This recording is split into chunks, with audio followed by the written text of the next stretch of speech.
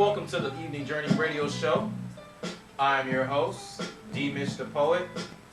That is my co-host, Daa'iyah Cixx. Hello to you all. Welcome to this Evening Journey. Yes, broadcast on the DME Broadcast Network. Always. So we thank you guys for tuning in, wherever you're watching us from. You can tell your friends they can go online by going to www.ustreamtv and typing in the Evening Journey Radio Show. So we got some neo soul, some spoken word, a lot of cool stuff for you guys. Broadcasting simultaneously from Periscope and Ustream TV. So go ahead and check us out. We're going to get into some spoken word poetry today. We got a great lineup of some artists, a great mental IV segment from Daa'iyah Cixx. Daa'iyah Cixx, you got something special for us today? Yeah, what we're going to do is we're going to focus on the women. And what I'm going to do is learn how to, our thing today is going to be learning how to create standards. Because it seems like my sisters from all races, different mothers, we learn them and we're not getting anywhere. It's like running on a treadmill. I hear that. I agree. I definitely agree. So we're going to get into some very, very positive, conscious, some cool stuff. We're going to start it off with a poem from Deborah Magdalena. Okay. Called Funk Delana. Funk Delana. Coming out of Miami. So hey, what's up, Deborah? What's up, Deborah? And we'll see you guys in a minute.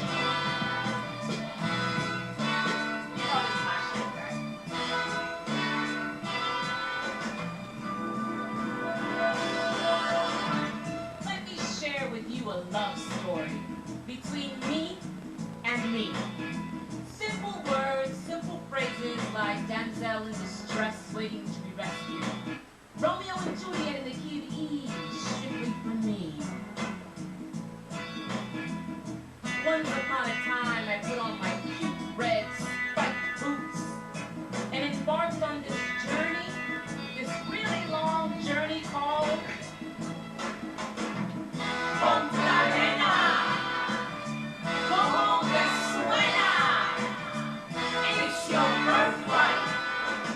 Mommy Romy style tonight. My luscious curls bounce with every step as I follow the DJ's vinyl loops and sermons towards this image that could only be a holy painting, a corset and gingham dress. Who is this Madam Thickness? Madam Thickness. My heart growled with hunger, wanting to taste her dreams and sip from her innocence. Our eyes met, love at first sight, a love I never felt. Fontanena, go home, Venezuela. It's your birthright. Mommy Romy died today. As this majestic sight began to speak, I realized this beauty was me. Dancing, carelessly singing with my mother's voice, I copied these lyrics from God's gift of choice. Receive yourself, recharge your broken dreams is the only way to find oneself. Perfume and lipstick, they're your friends, just know the difference between boys and men. Recite your truth with humble wisdom, destroy your freedom. Go home, Venezuela. It's your birthright. Mommy Romy died tonight. Deborah, lo que tú tienes que hacer es dejar que las personas piensen que tú eres una pendeja, pero en realidad tú lo coges a ellos de pendejos. She always used to say that to me. I think she told me that when I was, what, 12 years old? Well, I ain't not 12. That was Deborah Magdalena with Funk Delana. Funk Delana. Show, and we have something very, very true. We're about just, enlightening stuff. Let me take off these glasses. So I was listening, be on the internet, looking at interviews and stuff like that. And I came across an interview from Minister Louis Farrakhan about the Jay-Z Made in America concert where Beyonce started it off. And the topic was about women and how they dress. Okay. So the very intelligent man made some very valid points, things that I feel people should think about. and listen to and consider. Not trying to make you do anything and say, you know, preach Muslim or anything of that sort, but when you come down to facts and, you know, everyday life, sometimes people need that information. So we're going to go ahead and get right into that. Okay. And Dang, I haven't heard this one, so I'm looking forward to this. very, very Surprise to interesting. me. Enjoy it. On the Evening Journey Radio Show with Mitch The Poet and Daa'iyah Cixx. The one and only where the palm trees blow. This past weekend it was the Made in America concert. Who? The Made in America concert. Yeah. Given by Jay-Z. And Beyonce was the headliner the first day. So we saw so many young women, you know, going down there to see Beyonce and the rest of the young women performers. And these are artists, female artists they look up to. So we've seen you speak with the rappers, but what is the specific role as the female artist? The Beyoncé's, the Rihanna's, Nicki Minaj was in the city. Yeah. And for those in my age bracket, you know, what is our specific role and what is their specific role as female artists? You know, the woman is everything in the way of building civilization. Elijah Muhammad said, where there are no decent women, there are no decent men, for the woman is the mother of civilization. Whoa! When you have a woman that is ignorant, she doesn't know, but yet she's the first teacher of her child. She's the first nurse of her child. Before the child learns to say God, they say mama. And mama is the agent of God in the rearing of the children. The question is, what does she know? Who is teaching her? Look at Rihanna, look at Nicki Minaj, look at Beyonce. These are some of the most beautiful, well-formed women you could find. Well, in the way of the enemy, and I'm not talking about Jay-Z, I'm talking about the people that set styles. When I was in show business and on television, you could not film me as a calypso artist from here up, but never from here down. If I made a suggestive move, that was not filmed. Wow. Today, you strip the woman of her clothes. How can a man think straight looking at the beauty of Beyonce? I mean, come on. So what do you say to those who Manage them, help us to be more sane. A man is made into a dog by a way a woman presents herself to a man. There ain't no preacher out there that's holy, that a woman can disrobe herself and the man still think Bible, still think Quran. Hell no. He's thinking woman. And how do you rule a man? You rule him by the beauty of your body and the suggestion of sex. And sex is the joy of a man with a woman. So when you strip a woman down, a man becomes a dog. Oh, talk about You don't make him a man. You make him to treat you like an object of sex rather than the creative genius that you are. There ain't no man great without a woman. So how do you change that? You have to educate the managers. Jay-Z is a good man. Jay-Z is a good manager. But now, your woman is on display. Do you want men looking at your woman, being tempted by your woman to make advances at your woman? Some dudes do. Who wouldn't want to be with Rihanna? Who wouldn't want to be with Nicki Minaj? These are talented women, but you strip them. Then their bodies become the tool that is being used to promote the degradation of the woman and the subjugation of a man. All of this has to change. Why wouldn't a young woman want to be like Beyonce or like Rihanna or like Nicki Minaj or like others?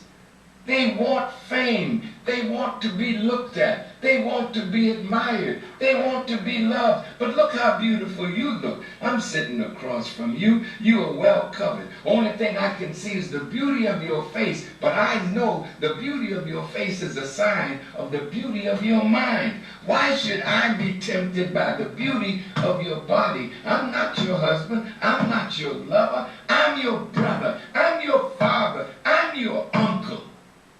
But today, men, very few women today that grow up in America find themselves abused by fathers, by uncles, by grandfathers, by brothers, by cousins. There's hardly a woman that can say, I have not been abused by somebody that I trusted.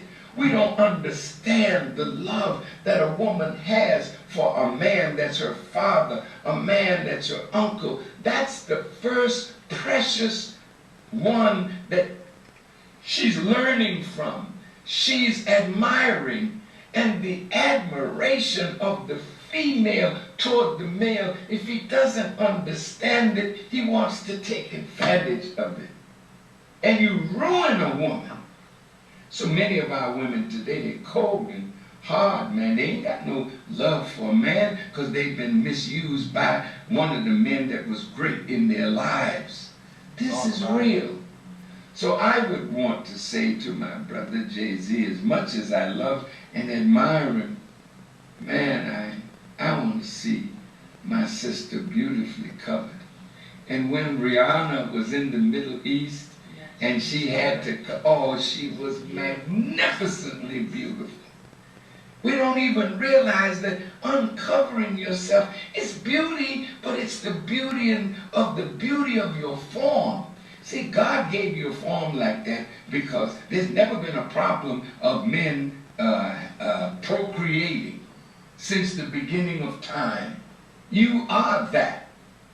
But to cover you, and then to demonstrate who you are here. This is who the woman is. There ain't no man great without a woman. There's no man doing something that a woman can't do, and in some cases do it better. Man is Hakim.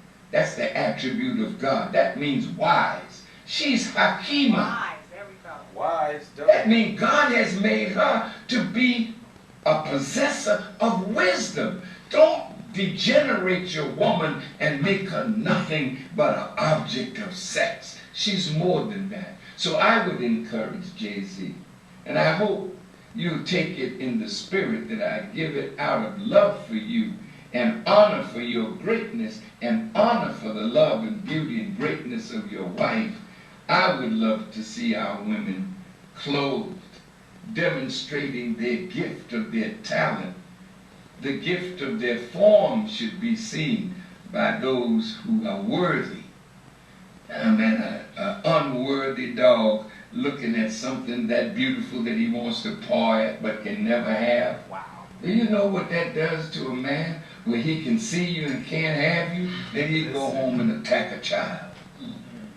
Stop teasing I'm these sorry, dudes. this is a question that you raised for me, my sister, Stop but you gave me a teasing these dudes. chance I got daughters. to man. talk to my brother because he's responsible. I'm responsible for my children. I have a beautiful wife, beautiful, and she had beautiful form. She would win these little beauty contests when we were young together, and she was so fine, you know. But after I heard Elijah Muhammad, you know, I had to dress my wife, but I wanted to cover stuff, you know, because I don't want to kill nobody. But I don't want you looking at my wife like you can have her.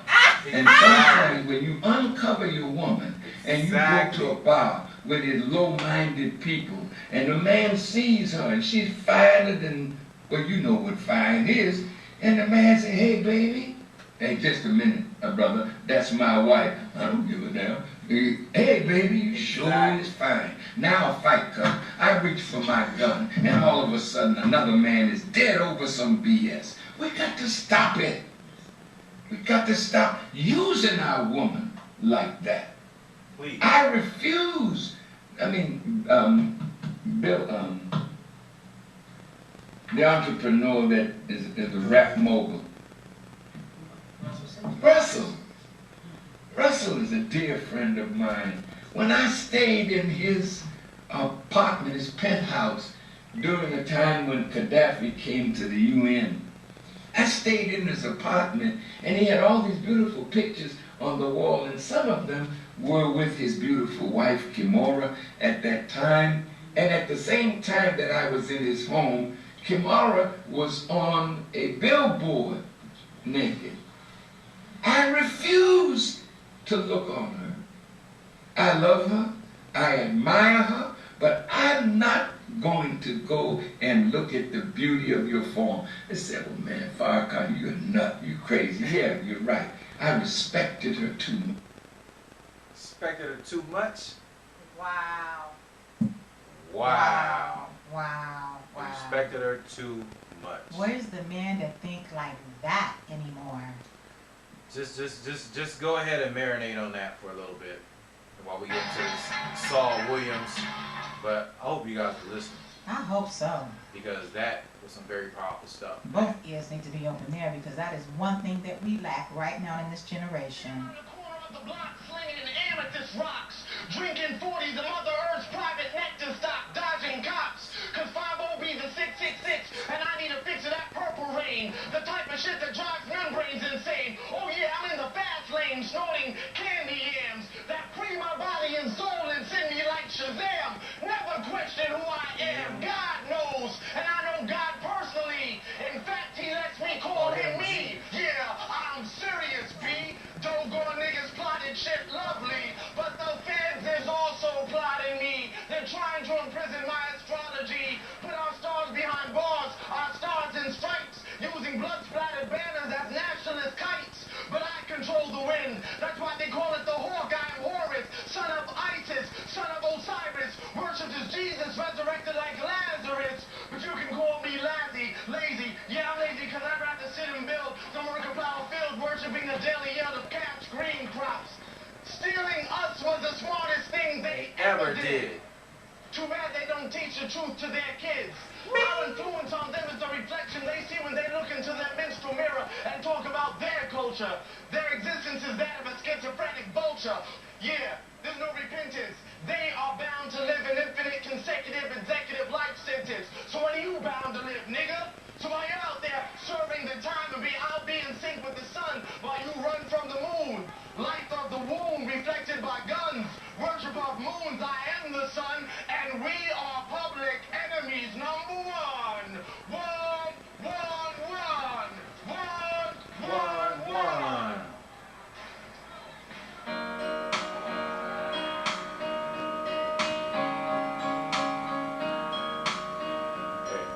You couldn't let him get away. What was it that you said? You said those punks always get away, right? Get it, TL. And this time you wouldn't let him get away.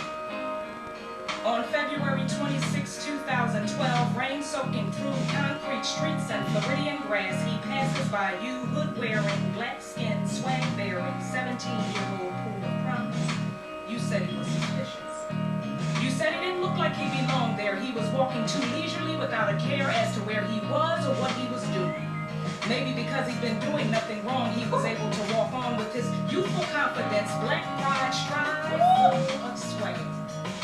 Maybe this is why you were curious, George. Grabbed your attention and made you furious, George, because you ain't have a swag like his. And you couldn't let him get away. No, those punks always get away, and this time you wouldn't let him get away. So you followed him as he walked the way you didn't feel he should, but was he supposed to move the way he did when you stalked him between the raindrops? Or maybe the way he did when he ran, or the way he did when he called for help. Tell me, how should he have moved in order for you not to feel justified in taking it upon yourself to be defense, prosecution, administrator of sentence and execution, and just let him get away? You claim your actions weren't racially motivated. George, save it. Documents shed too bright a light on your racist comments, even in your call to the police that night. Under your breath, catch you muttering something that sounds like effing coon. How they always get away. How those punks always get away, but soon you prove that this one would. Not that night. Not on your watch. He wouldn't get away, but he'd lay lifeless, his face down in the grass. Promise, down in the grass. Future, down in the grass. His graduation day, college days, wedding day, down in the grass. His grandbabies, babies, the multitudes of his life's ifs, certainties, and maybes, all down in the grass. His life, his life, his life. His life is what you took that night and it lay down in the grass, and you say because he didn't look like he should, because you felt he was suspicious that you had no regrets. I guess not, because on the spot, finger gripped the trigger and fired off a shot that made you his judge and jury. Case closed, Trayvon's guilty, without investigation or us ever hearing his side of your story. And help me to get this right. Did you say you were defending your life? Or was it that you were acting out your hatred and anger because while you held a gun, Trayvon held some Skittles? So whose life was the life that was really in danger? You feign confusion as to why a people start to rising, making correlations between the reasons why you got out of the car, though claiming to have fear for your life, to walk into an altercation, and the color of Trayvon's skin being the only thing you found fearful or shady about him. And when I use my God-given sense, George, it's hard for me to buy into your plea of self-defense, because I can't seem to solve this riddle of what a man toting a gun really had to fear from a child toting Skittles. And they say you passed a voice stress test and tried to view it as proof that you told substantially the complete truth.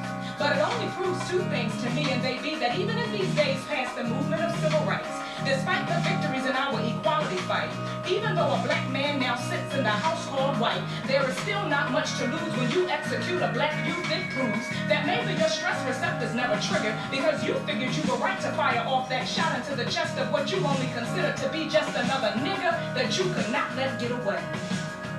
So for me, your story holds no weight. And you tried to manipulate this system that had already proven from the gate that it had your six. Because this system has shown many a days that it certainly has its phase. And hey, young black men, they ain't it.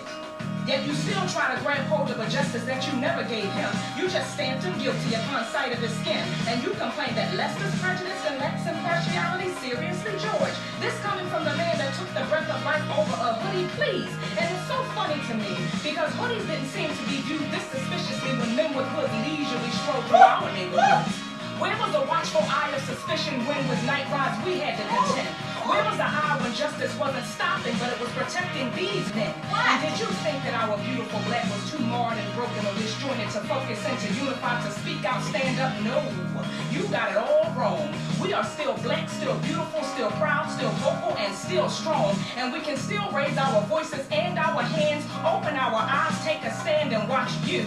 Because you look suspicious, because you always get away. You punks always get away. From the shores of Africa to the auction block, from cotton fields to reconstruction that never had a solid foundation, you've gotten away. From big bowls and water hoses to four little southern bells burning, from black bodies swinging from southern trees to Medgar Evers, Emmett Till, Rodney King, the Daa'iyah Cixx, the list goes on, showing how you've gotten away. You've gotten away with giving us inadequate education, jobs and accommodation, prejudice and discrimination, institutional racism, disproportionate representation, too many unjustly sentenced black faces and prison populations. People like you have gotten away. And still you think you can and will, because people like you are always getting away. Racist punks like you always get away, but not this time. Not on our watch. Because now our neighborhood is watching you. We are watching you. And this time, you will not get away.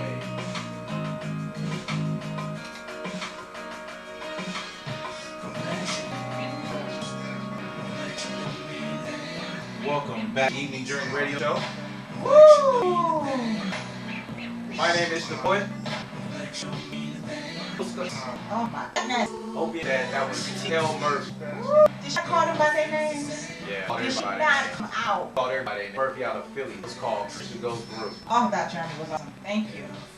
Appreciate it. We want to keep the party rolling and get into some more spoken word poetry, but you can tune in and check up with us by going to Twitter and typing in DM English. Also, if you're on Facebook, Snapchat, Instagram, Periscope, you can look us up under DM THEPOET. That's David Mary THEPOET. D, where can they find you and link up with you? Oh gosh, I'm still taking a breath from her. I love it when I am fed. Anyways, you guys know you can follow me on Twitter and Instagram under one. That's number one, Daa'iyah, DAAIYAH. You can go to DM at Mental IV if you have relationship questions and issues. I'll be answering them. And then also Facebook under Daa'iyah Cixx, CIXX. Hit me up, like me, comment, let me know you were there. Take a Snapchat. I don't care, whatever. Show some love, because we showing love to y'all. That's love, 3 loves, 4. Broadcasting from Los Angeles, California. Where the palm trees blow. Palm trees. That's my palm cut yesterday. Okay. All right, we're going to get into some printed power. Sister. All right. It's another good one, D. That's solid. We keep it solid. Live in a system that's designed for us. I want to know that system. From your latest cell phones to the style seen in your most recent videos to my implementation of what you call swag. If you can't brag about how many women you have or the 200 denim on you are worth. Your purse is not hot is a fall edition. We are in. And as long as you have Jordans on their feet, it is okay if they have to ramen for a week. Your check is in the mail. You fail men so you don't with your younger ones. Give them program them to Viacom. Growing up a single mom, extensive rap sheets and AD with no switch and download a dance that is nothing but confidence shown through the being overly aggressive. Your misguided women want nothing but diamonds and fins. Dreams of finding a professional athlete to pay for lives because to live a wife lifestyle it is. You have like little black dog count in a bag. The deconstruction of your woman and man are going according to plan.